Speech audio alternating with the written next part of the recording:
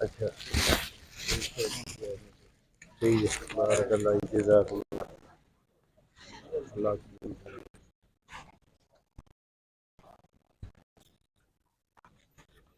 पैसे गिने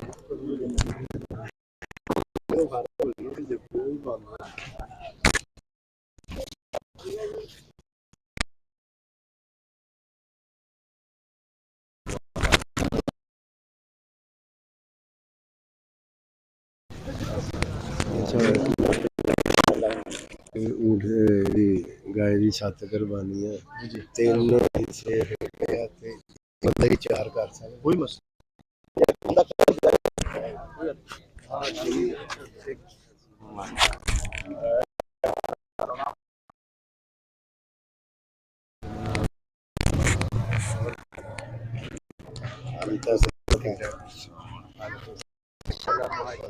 ਤੁਹਾਡੀ ਕਿਤੇ ਨਹੀਂ ਜਾਂਦੀ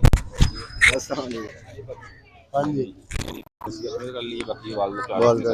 ठीक है चाबी दे दो अच्छा वो कल्ला भी छत कर सकदा किथे है ओ तारी खुले है तारी